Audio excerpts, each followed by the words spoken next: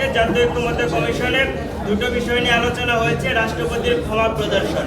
গণ অধিকার পরিষদ মনে করে রাষ্ট্রপতির ক্ষমা প্রদর্শনের যে বিদ্যমান আইন আছে এটা পরিবর্তন করা প্রয়োজন।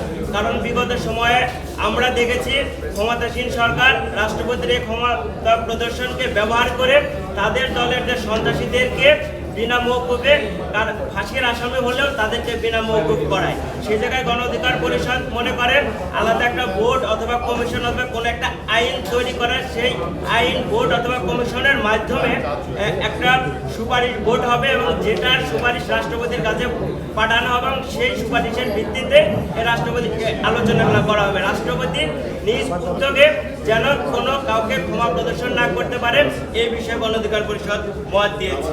আরেকটি গুরুত্বপূর্ণ বিষয় হলো বিচার বিভাগ বিকেন্দ্রীকরণ। বিচার বিভাগ বিকেন্দ্রীকরণের বিষয়ে গণ অধিকার পরিষদ একমত হয়েছে। আপনারা ইতিমধ্যে দেখে থাকবেন যে অসংখ্য মামলা অনেক দিন ধরে থাকে, তাই এই বিচার বিভাগ বিকেন্দ্রীকরণের ফলে মামলা ঢাকা শহরের যে জট, এই জটটা কমবে।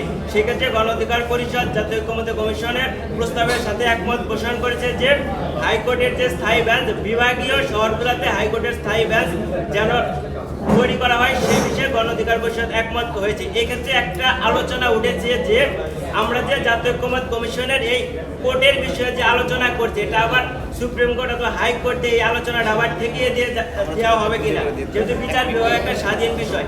সেই ক্ষেত্রে আমরা গণ অধিকার পরিষদের প্রস্তাবনা দিয়েছি যে আমরা যে একটা গণ অভ্যুত্থানের পর এই জায়গায় আলোচনা করছি, এটা একটা জাতীয় সনদ, জুলাই সনদ আকারে এটা স্বাক্ষরিত হবে।